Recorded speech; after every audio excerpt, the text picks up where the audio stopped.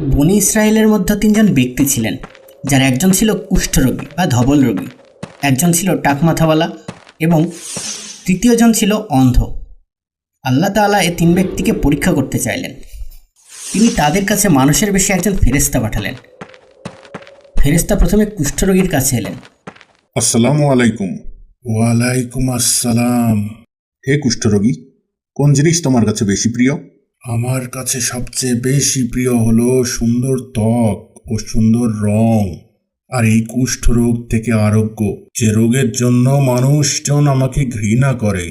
ফেরেশতা তখন কুষ্ঠরোগীর গায়ে হাত বুলালেন এবং আল্লাহর অসীম দয়ায় তার কুষ্ঠরোগ ভালো হয়ে গেল। তাকে উত্তম রং ও উত্তম ত্বক দান করা হলো। সেই ব্যক্তি তখন অনেক খুশি হলো। তখন মানুষরূপী ফেরেশতা তাকে জিজ্ঞাসা করলো, এখন বলো, কোন সম্পদ তোমার কাছে বেশি প্রিয়? উট আমার অধিক প্রিয়। তখন তাকে একটি 10 মাসের গর্ভবতী উট দান করা হলো। ফেরেশতা তখন দোয়া করলেন। আল্লাহ তোমার ধন সম্পদে প্রবৃদ্ধি দিন। এরপর ফেরেশতা গেলেন টাকমাথাওয়ালা ব্যক্তির কাছে এবং তাকে জিজ্ঞাসা করলেন। কোন জিনিস তোমার কাছে অধিক প্রিয়? সে বলল, সুন্দর চুল আর সেই সাথে টাক থেকে মুক্তি, যার জন্য লোকেরা আমাকে ঘৃণা করে। ফেরেশতা তখন তার মাথায় হাত বুলিয়ে দিলেন, আর সাথে সাথে আল্লাহর ইচ্ছায় তার টাক ভালো হয়ে গেল।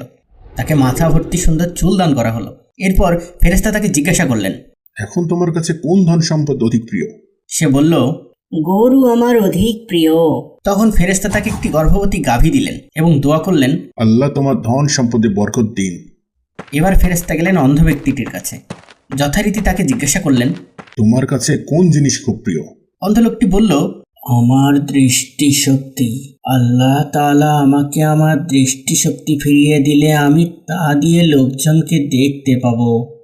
তখন ফেরেশতা তার চোখের উপর হাত বুলিয়ে দিল আর আল্লাহ তার দৃষ্টিশক্তি ফিরিয়ে দিলেন। সেই ব্যক্তি খুশিতে আত্মহারা হয়ে গেলেন। তখন ফেরেশতা জানতে চাইলেন।